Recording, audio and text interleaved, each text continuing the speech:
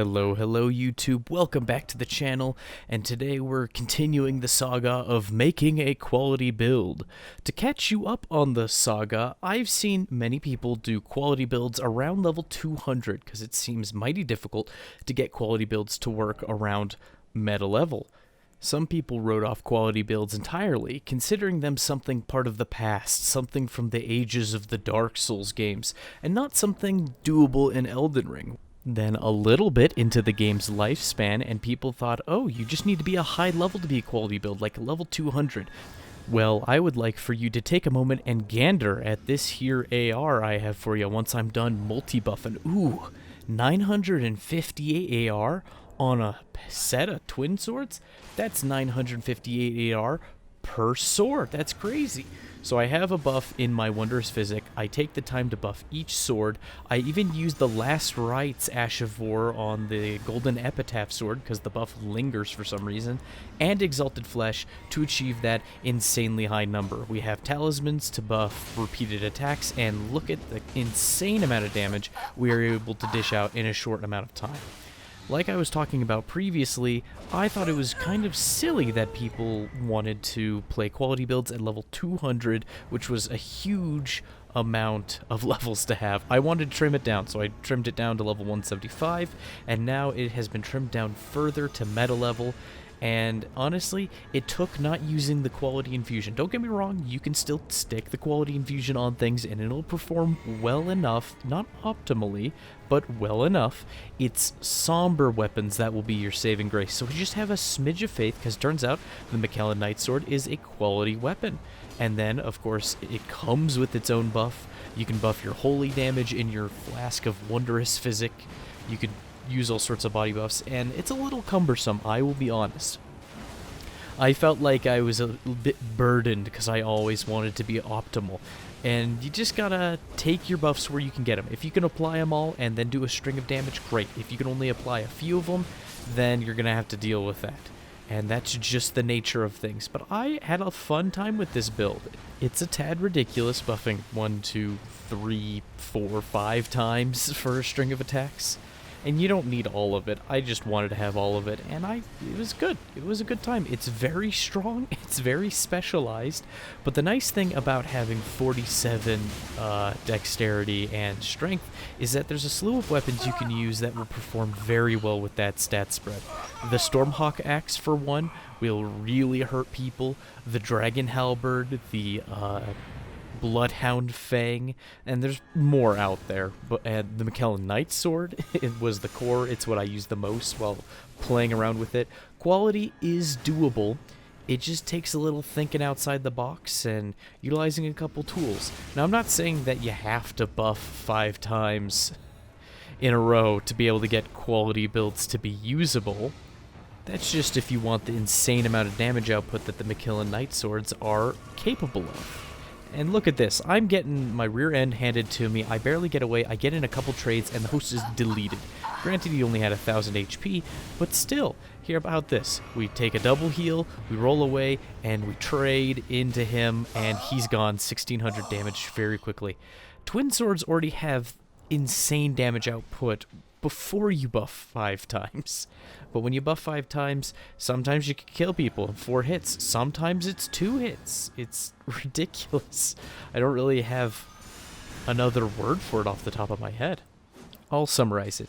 It is excellent, if cumbersome. I don't really like the idea of buffing that many times, but it worked. It worked.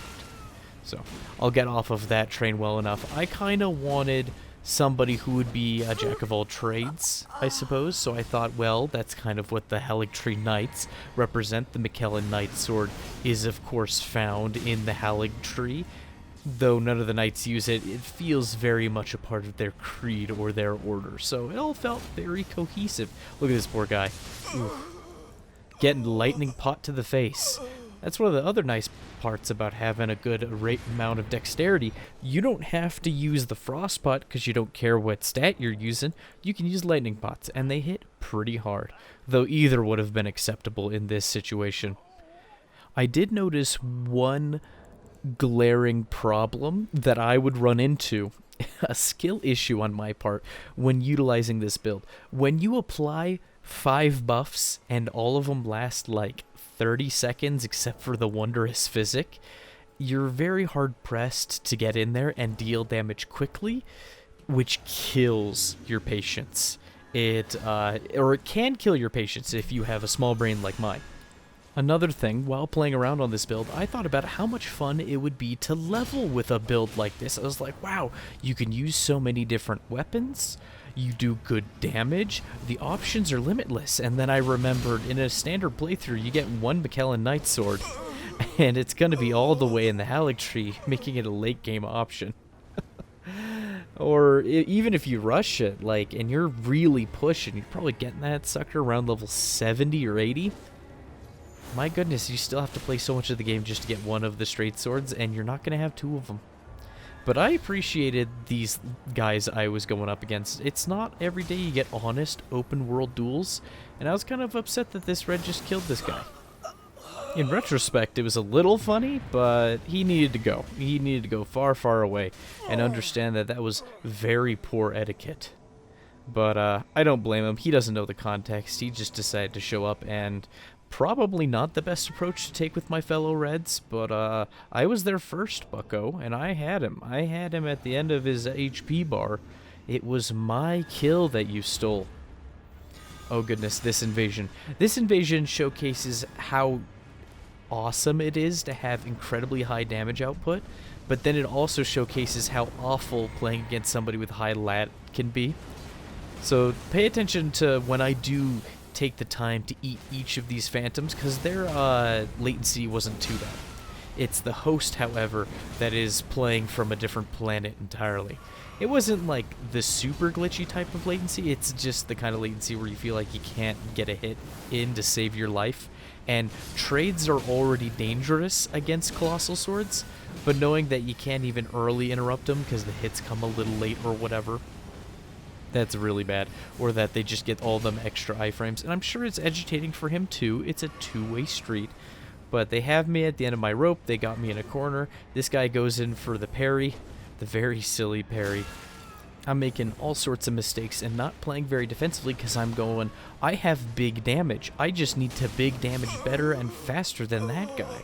When in all reality, I would benefit from pacing myself, being patient, and applying buffs when I can, taking that damage, but then also just not buffing if there's no time. So we've already killed one Phantom. He went down pretty quick, and now I'm dealing with this guy jumping so much. Thankfully, he overshoots it and misses. And the fun part of the invasion is over. Now we get to see what it's like trying to fight a guy who's got the insane latency. He's got that extra range, and I learned a little bit about the range and about latency. I already knew that if somebody was in the 200 and I feel like it's the 260 range in terms of ping, basically they're invincible, or they have like one frame they can get hit or something like that. However, I noticed, or I learned that when people swing at you and they have phantom range, that's because on their screen they hit you and you didn't dodge, even though on your screen they missed. And if you've ever swung a weapon or did an attack that looked like it should have missed but it hit anyways, that means that on their screen it did connect. So kind of a funny thing there, that the phantom range can go both ways, and you don't know when you're phantom ranging the other guy because on your screen you're hitting him. So it's kind of funny that every time I grumble because somebody has phantom range, I need to remember all the times that I've had phantom range against somebody else, I don't know about it because I can't view their screen. That's just how it is. And so I get to try to have this fight with this guy. I'm trying to get in my hits. I'm like, oh, he's so low health. Come on, I just need a hit. I'm tanking way too many hits. I'm playing poorly. Just a poor situation all in all. I hit him and it does nothing. I believe that was hyper armor. And he almost has me and I'm like, oh, I'll just kill him. I'm like, oh wait, fan daggers do nothing. He's got the Royal Remains set on. He's just gonna heal through it. And so it's this exhausting exchange. But at the same time, I wouldn't have gotten to this stage nearly as easily of just fighting one-on-one with this host with a red sitting in the background watching if it wasn't for the setup I had previously to quickly eat away at the phantoms. I was able to eat them one at a time, thankfully, and then I can have my time with the host, and it becomes a much more manageable solution, or a much more manageable situation, I meant to say. Going from a 3v1 to a 1v1, and then winning the day. Exhausting as that was. I was a little frustrated in the moment. But hey, this red was a good sport, unlike that other red who got dead. My fellow average invaders. Do you ever load into an area, and just based upon the area, you already know what kind of people you're going to run into? When you're meta level and you find yourself at the first step, or here in Red Main Castle, you just kind of know in your gut what kind of shenanigans are going on. These aren't places people normally are when they're playing at meta level. You know you're in for a gank. And these guys seem to be just goofing and gaffing. At least the host there was. I don't know what his whole thing was, shaking his shield. Maybe they took pity on me because they annihilated half of my health in the first couple seconds of the fight. But either way, he decided to, you know, wait it out, and I don't know if he wanted a duel. I don't know if they were just ganking for ganking's sake. I don't know if they're trying to stream snipe a particular streamer or content creator. I'm only aware of like one ganker. There's only one in my mind that I bother to remember who stream snipes a particular streamer. I'm very bad at remembering the names of gankers, and I probably should, because they're going to be here a lot. They love to do it. It's their thing. And I'm here to showcase the insane damage of this setup. Of course, I have the fire support from the other red, so all's fair in love and war in that situation. But my goodness, I don't know what that other hit was. I don't know if that was like my second hit getting late or what, but I cheer the other red and he kills me on the spot. No honor among thieves, I suppose. I guess I had it coming. It's all in good fun, not upset in the slightest. So would I recommend this setup to you, dear viewer? Sure. It's not nearly as cancerous as some setups out there, but it is very strong, but if cumbersome to thrown together the 5 or so buffs. But you could also use the stat layout, maybe even subtract the faith if you wanted to, and use the other quality weapons. You got the Stormhawk Axe, Bloodhound Fang, Dragon Halberd. There's more out there that I'm just not thinking of, and the quality infusion isn't that bad. It works fairly well, though I would rely more on the somber weapons personally. I did like having all of the options available to me. I had a full inventory. I didn't show it off because I didn't really utilize it. I used like 3 weapon setups. I used the McKellen Knight Swords, the Bloodhound Fang, and then the Dragon Halberd, and that's about it in this video.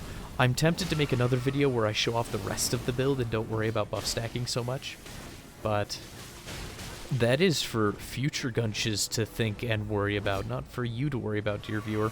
So normally when I end up in this little hallway here, I always feel like I'm trapped in this awful corner, and that there's not many places to go. I'm not sure if you can jump off the edge just out by those pillars. You might be able to. I should probably take a look.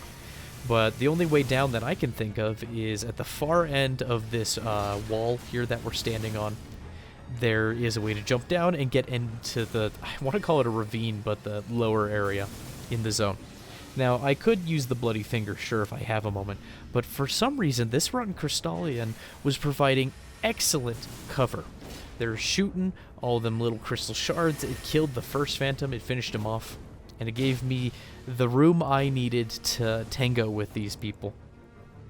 And though it's hard and difficult in the moment, I feel that the 1v3s that you win feel the most rewarding, where you overcame the most insurmountable odds. It's the part of the game I like the most, which it can also lead to the most frustration, because, let's face it, a 3v1 is obviously imbalanced in their favor. There's nothing wrong with that, that's just numbers. But when you do happen to overcome it, it's the great elation, it's the thing that gets me coming back. Knowing tricks of the trade, and if you know enough tricks and know enough fundamentals to win, that's all the better. And there's a satisfaction that comes with that, especially if you don't use like the dirtiest setup imaginable, like, I don't know, Bleed Naganatas or something like that, or just Moonveil spam or something, I'm not sure. Though I feel like Moonveil spam is much better for gankers than it is for invaders. It's still a strong option, don't get me wrong. And look, I can make stupid, idiot decisions most of this video, because I'm trying to keep my buffs active while dealing damage, and I can come out on top because I got the bigger numbers. It is a very strong setup and kind of a scary one. Imagine if I was good and I was using this setup. Ooh, it would be scary. And I don't think you have enough time in duels to use this. People would cut you off too early, and you don't have the flask either. But quadruple buffing in a duel in the arena just doesn't seem too feasible. You might be able to pull it off. Maybe some people will let you do it, but then you probably wouldn't have too many opportunities to reapply it. So I figured this is an invasion setup, and it can trade the damage very well. It doesn't have the hyper armor for trade, sure, but if you can get in that damage, you can just melt a guy. Look at that poor Eleonora pole blade user who's just gone, and then we do a jumping attack and a running attack to stagger the hits, and they're already deleted. There are so many fast invasions, and that's a consequence of having a strong setup. In fact, I feel like I have a little takeaway from every video that's like something I want to implement in future builds until I have this horrible amorphous blob without an identity of a build. But I feel like having the very strong burst damage is a great thing to have. And usually I throw twin swords on most of my builds. Whether or not I use them, I just have them. And maybe I need to practice with them a little more. Maybe I need to find other avenues of just having the quick, bursty option. Because let me tell you, it feels good to use the strong stuff. I can't help it. I don't want to be a meta slave, and I don't think I am by any stretch of the imagination. But using strong stuff is pretty neat. But the unique stuff will always come a-callin', and I'll always go back to that. Don't you worry, dear viewer. I will be keeping it varied. But while on the topic of quality build with quotation marks around it, what sort of stuff do you like to use in your quality build? Are there weapons you like? Are there certain pairings of items or talismans that you think are quite effective? Let me know in the comments. I like hearing about that sort of stuff. I think I know a good amount about this game. No, by no means a master, just a healthy amount, more than the average player, an enthusiast, we'll say, to be modest. And then there's somebody who leaves a comment, and they say something I don't know. And you lads always surprise me with the stuff you know about. Some people knowing the exact iframe data on certain weapons or whatever the esoteric information is. It's just crazy how much info is out there and how my poor brain can't retain all of it. But you lads have that knowledge, and every time you share it, there's a greater chance that I'll retain it for the future. So I appreciate the interactions. It's neat.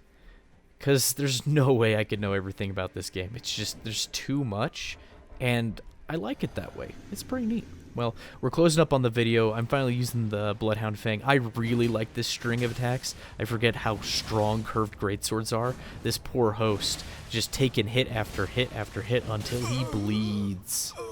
And that's how we end the video. Quality build, very fun. Give it a go. I hope you enjoyed the rest of your day. You deserved it. Bye-bye now.